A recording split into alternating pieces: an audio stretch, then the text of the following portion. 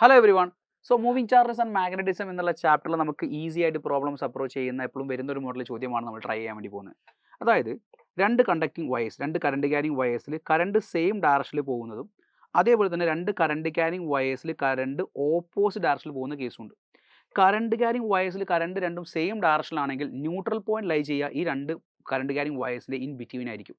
So ഇവിടെ എവിടെയെങ്കിലും ആണ് ന്യൂട്രൽ പോയിന്റ് ലൈ ചെയ്യുന്നതെങ്കിൽ ഈ ഫസ്റ്റ് കറണ്ട് ക്യാരിങ് വയറിലൂടെ പോകുന്ന കറണ്ട് I1 ആണ്, സെക്കൻഡ് കറണ്ട് ക്യാരിങ് വയറിലൂടെ പോകുന്ന കറണ്ട് I2 ആണെങ്കിൽ ഈ രണ്ട് കറണ്ട് ക്യാരിങ് വയേഴ്സ് തമ്മിലുള്ള ഗ്യാപ്പ് R ആണെങ്കിൽ I1 എന്നുള്ള കറണ്ട് ക്യാരിങ് വയറിൽ നിന്ന് ഈ ന്യൂട്രൽ പോയിന്റിലേക്കുള്ള ദൂരം നമുക്ക് എന്തെടുക്കാം, X1 എടുക്കാം.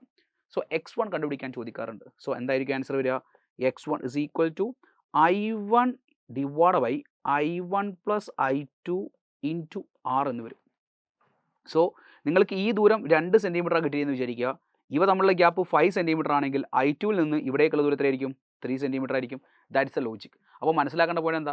രണ്ട് കറണ്ട് ക്യാരിങ് വയേഴ്സിൽ കറണ്ട് സെയിം ഡയറക്ഷനിലാണ് പോകുന്നതെങ്കിൽ ന്യൂട്രൽ പോയിന്റ് എന്ന് പറഞ്ഞാൽ മാഗ്നറ്റിക് ഫീൽഡ് 0 ആവാൻ ചാൻസ് ഉള്ള പോയിന്റ് ഈ രണ്ട് കറണ്ട് ക്യാരിങ് വയേഴ്സിൻ്റെയും ഇൻ ബിറ്റ്വീൻ ആയിരിക്കും if it is moving in the same ഡയറക്ഷനിൽ മൂവ് ചെയ്യുന്ന കേസ്. എന്നാൽ എപ്പോഴും ചോദിക്കുക ഓപ്പോസിറ്റ് ഡയറക്ഷനാണ്. എന്താ കാരണം? കാരണം അവിടെയാണ് ഇക്വേഷൻ്റെ വ്യത്യാസമുള്ളത്. അതായത് ഫസ്റ്റ് കറണ്ട് ക്യാരിങ് വയറിലെ കറണ്ട് I1 ഉം രണ്ടാമത്തെ കറണ്ട് ക്യാരിങ് വയറിലെ കറണ്ട് I2 ആണെങ്കിൽ ഈ I1 is greater than I2.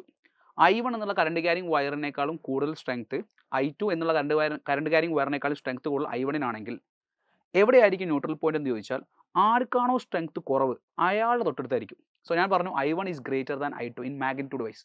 I1 I2നേക്കാളും വലുതാണെങ്കിൽ ആരുടെ അടുത്തായിരിക്കും ന്യൂട്രൽ പോയിന്റ് എന്ന് ചോദിച്ചാൽ ഔട്ട്സൈഡ് ആയിരിക്കും. ഈ രണ്ട് കറണ്ട് ക്യാരിങ് വയറിൻ്റെ ഇൻ ബിറ്റ്വീൻ അല്ല എന്ത് വരിക, ന്യൂട്രൽ പോയിന്റ് വരിക. സെയിം ഡയറക്ഷൻ ആണെങ്കിൽ ഇൻ ബിറ്റ്വീൻ, ഓപ്പോസിറ്റ് ഡയറക്ഷൻ ആണെങ്കിൽ ഔട്ട്സൈഡ് ആയിരിക്കും. ആരുടെ outside?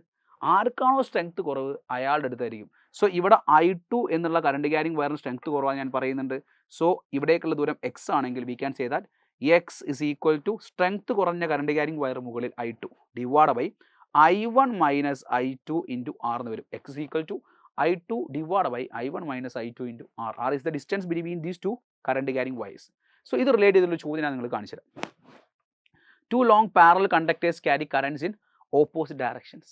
One conductor carries current 10 ampere and the distance between the wire is D. Current I is adjusted so that the magnetic field at P, which is at a distance 5 centimeter to the right of 10 ampere, current is 0. The value of I ആണ് ചോദിച്ചിരിക്കുന്നത്. The value of I. ക്വസ്റ്റ്യനിൽ പറയുന്നുണ്ട് ഈ രണ്ട് current carrying wires ഉണ്ട്.